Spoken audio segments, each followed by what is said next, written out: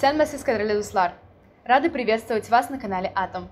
В этом выпуске программы «Намуслог» мы познакомим вас с важными и интересными событиями. Председатель автономии татар Нижневартовска награжден за особые заслуги. Дума города Нижневартовска приняла решение о присвоении высшей награды города, знака за высшие заслуги перед городом Нижневартовском, председателю Татарской национально-культурной автономии Нижневартовска Мирас, члена Национального совета Всемирного конгресса татар Мухамедянова Рафаила Равкатовича. Поздравляем нашего друга и партнера Рафаила Равкатовича с полученной наградой. 21 февраля состоялся Международный день родного языка. Под эгидой Комиссии Российской Федерации по делам ЮНЕСКО состоялся онлайн-марафон «Симфония языков Евразии». Трансляция была проведена на YouTube-каналах Ассамблеи народов Евразии и информационного портала «Атом». Более 10 тысяч зрителей во время трансляции смогли увидеть выступления давно полюбившихся им артистов татарской эстрады. В этот же день библиотека Татарского культурного центра Москвы запустила флешмоб «Говорим на родном языке».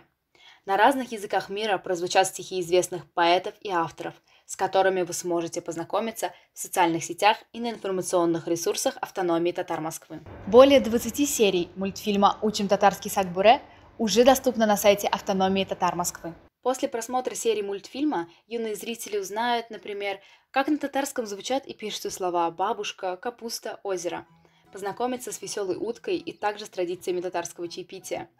Акбуре уже известен в разных уголках мира, чему мы очень рады. Расскажите о мультфильме своим друзьям, знакомым, родственникам, и тогда татарская речь зазвучит на планете миллионом звонких детских голосов. Чайник брать рукой сейчас, в чашке горячий напиток у нас. Запомнил слова? Давай повторим. Еще раз все вместе проговорим.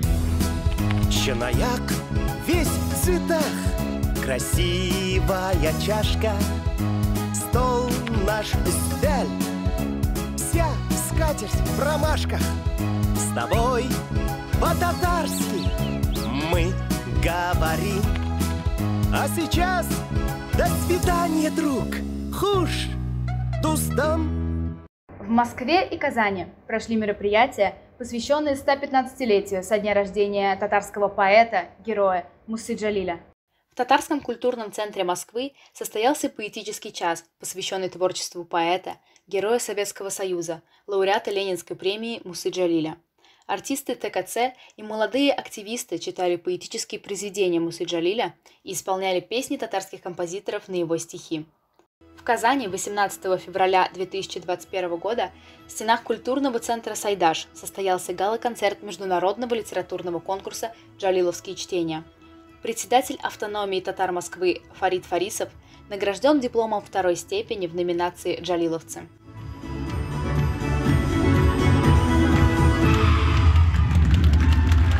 Татарские штангисты – чемпионы России по пауэрлифтингу. В Туле прошли чемпионат и первенство России по пауэрлифтингу. В чемпионате России по жиму среди женщин весовой категории 57 кг мастер спорта России международного класса, многократная чемпионка и рекордсменка мира Айгуль Сиддикова стала чемпионкой России с результатом 167,5 кг. Также Айгуль стала победительницей абсолютного зачета среди женщин.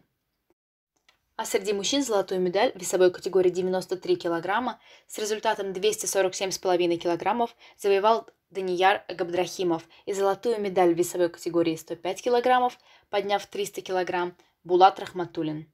Миллион татар Афганистана возрождают свою национальность, язык и культуру. Афганские татары живут среди различных этнических групп в Афганистане, разбросаны по всей стране и лишены живого общения. Существует культурный и этнический разрыв между татарами Афганистана. Сегодня группа образованных молодых татар Афганистана находится в активном процессе возрождения татарской национальной культуры, языка и татарской самобытности в стране. Татарский народ в Афганистане создает общественную организацию с рабочим названием «Объединенный совет татар Афганистана», который имеет своей основной задачей объединение татар всего региона. Объединенный совет татар Афганистана ставит своей целью работу над решением проблем татарской национальной идентичности, культурных, экономических и других проблем татарского народа. Одним из приоритетных направлений его деятельности является возрождение татарского языка для татар страны, утративших свой родной язык. Forbes представил рейтинг самых экологичных компаний России. один участник из Татарстана. Журнал изучил вред и пользу, которые организации приносят окружающей среде. 15-ю позицию заняла компания «Татнефть». Forbes отметил, что у нефтяной компании из Татарстана один из самых высоких в отрасли показателей утилизации попутного нефтяного газа – почти 96% по итогам 2019 года. Компания получает высокие ESG-рейтинги и готовит детализированный отчет об устойчивом развитии. К 2030 году Татнефть планирует сократить выбросы парниковых газов на 20%, а к 2050 добиться СО2-нейтральности, сократить выбросы до нуля или же компенсировать их посадкой лесов. Татарская молодежь занимается разработкой уникального проекта для начинающих музыкантов.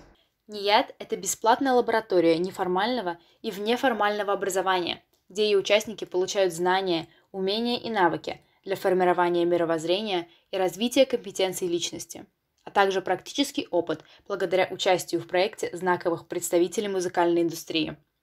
Проект разработан молодыми продюсерами из Казани Альфисом Садыковым и Алисой Ткаченко и реализуется совместно Автономией татар Москвы и Министерством культуры Республики Татарстан.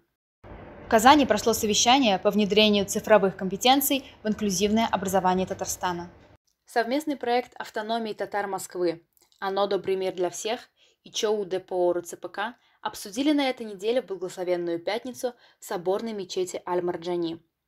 Проект представляет из себя платформу онлайн-обучения по востребованным в современном мире цифровым специальностям для людей с инклюзивными особенностями.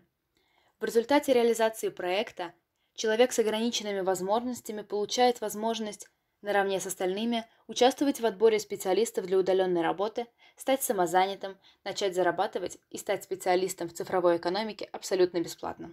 На сегодня это все. Подписывайтесь на наш канал, оставайтесь в авангарде событий. С вами была ведущая программы «Намуслык» Лера Маданова. Сау болыңыз!